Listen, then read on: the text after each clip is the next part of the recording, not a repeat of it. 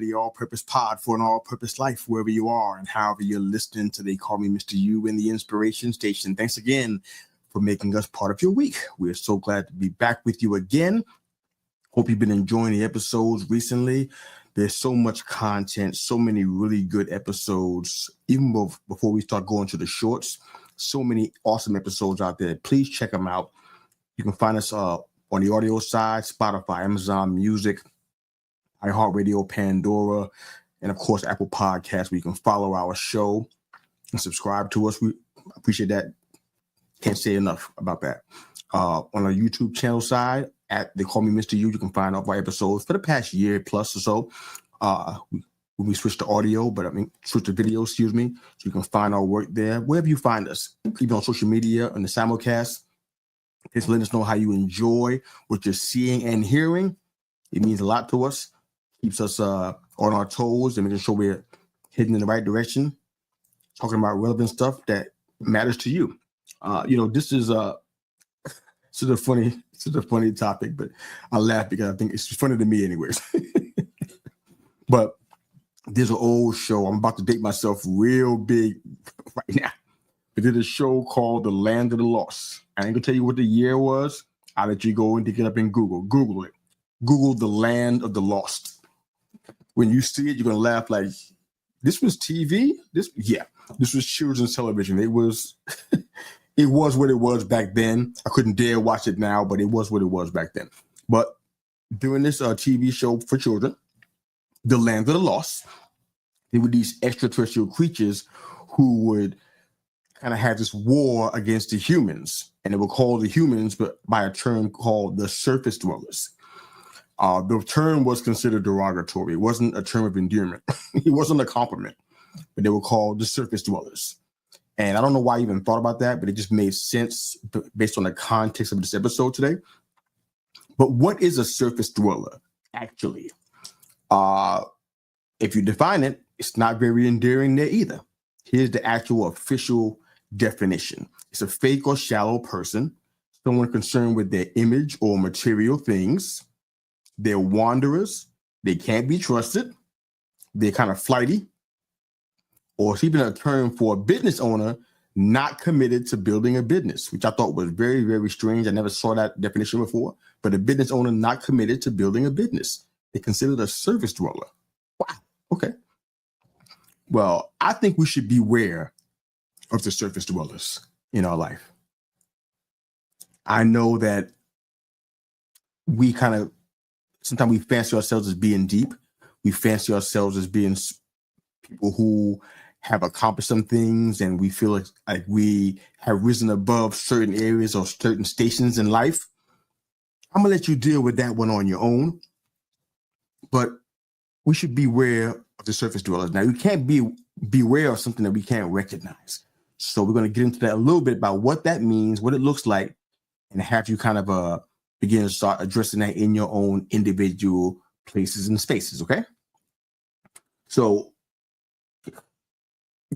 generally speaking, a surface dweller is someone who is averse to the deep things. Now, if you are a surface dweller after you hear these definitions, there's room for growth here. This is not the end of the world. You can change these behaviors, but it's really good and healthy to identify where there's some problems so you can address it.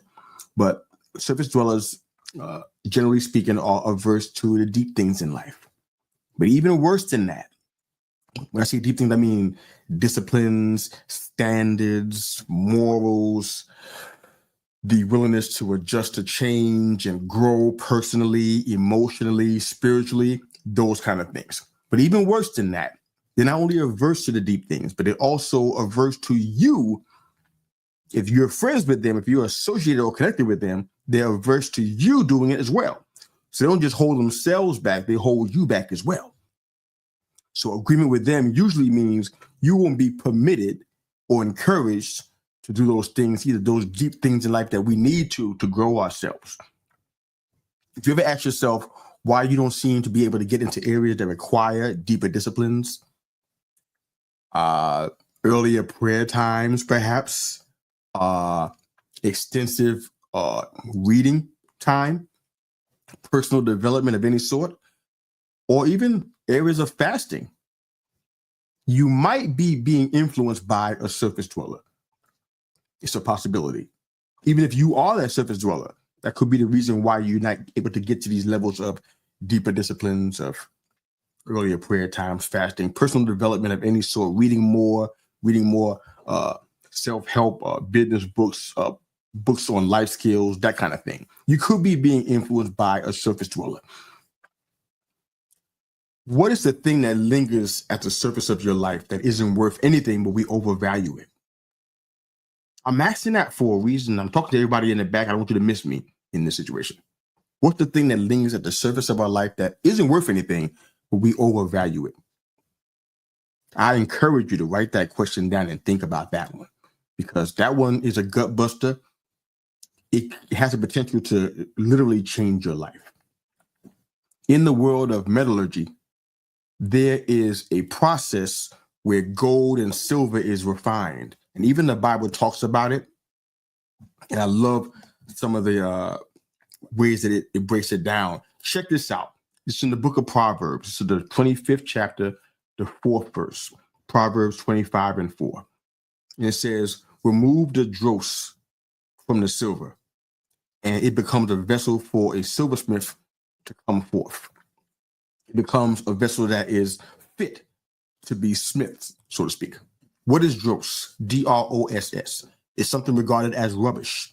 It's worthless. It is a foreign matter, a scum, if you will, that forms on the surface of a metal that is being molten, like gold or silver, for example.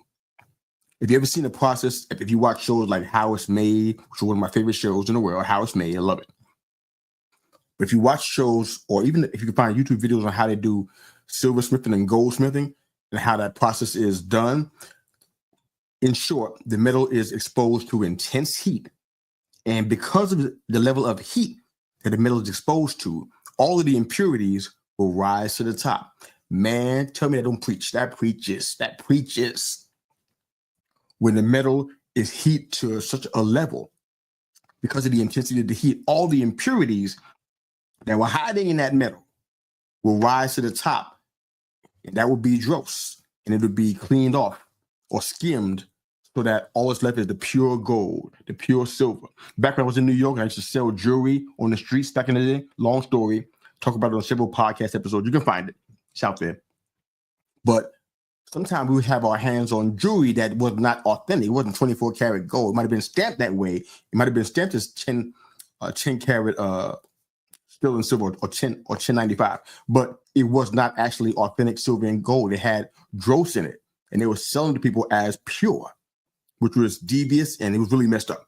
But in this situation, I want you to think about the heat that I was telling you about and the metal. The whole goal is to achieve purity, to achieve cleanness, to remove all the foreign matter and things that are considered like dross, rubbish, or scum that doesn't belong in us, that hinders us from being the pure that we need to be. If left unchecked, it could be intermingled or contaminate the pure metal that's going through the fire. Ask yourself this question the next time you go through a trial, the next time you go through the heat of a trial in your life. And ask yourself this question. If you have a pen and paper, write this down too. Ask yourself, what is God trying to get out of me by going through this trial? What is useless inside of me or without value? What is a foreign matter inside of me that needs to come out? What is scum? What is rubbish inside of me that needs to come out? Now, if you think you all that in a bag of chips, this might go over your head. But if you recognize that you're a fallible person with issues and problems and struggles and things inside of you in your heart that don't belong there, this might help you. But in the midst of the trials, ask yourself this, get ready for it. Ask yourself, what is God trying to get out of me? People get scared or they get aggressive when people talk about go on a fast, or they hear too much word in the message, or they have too much intensity in public worship, or they have to do too many ministry events too many times in a week. These are the kind of things that define us, and they also refine us. They bring us to a better, stronger, more acceptable place of ministry in the heart, in mindset, in service, and in honor. The trials you go through are for our good. I know they're hot, they're intense a lot of the times. We know that firsthand in our own life, and it's been throughout our near 30-year walk with God. We've been through trials that are so hard. We're like, why are we going through this? And a revelation for me, I believe, was that there's impurities that needed to come out. I experienced it recently. And think of yourself as gold and as silver, something that's precious because God says you are. Look at 2 Corinthians chapter 4 and read that. It'll reveal that God thinks you're precious and how precious he thinks you are. 2 Corinthians chapter 4. Check it out. But think about that. When you as gold or silver, that precious metal, that precious jewel goes through that fire, goes through that trial, there's impurities that have to come out. Don't be afraid to let that happen.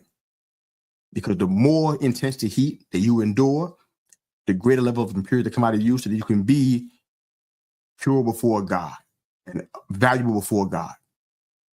The way that you were called to be, the way that you were designed to be. So all those things in your life that linger at the surface of your life that's not worth anything and that are overvalued by you, it's time to change the dynamic, stop being a surface dweller, and then start getting into the deep things of God, the deep things in life, the things that matter. You are like gold and silver. You're very precious. There's stuff inside of you that has to come out. Don't be afraid of the heat. Wherever you are and have you listening to They Call Me Mr. U and the Inspiration Station, thanks again. Make us a part of your week. Have a great day, and thanks again for listening. Love to hear from you guys on our social media platforms. We're looking out for you soon. Thanks.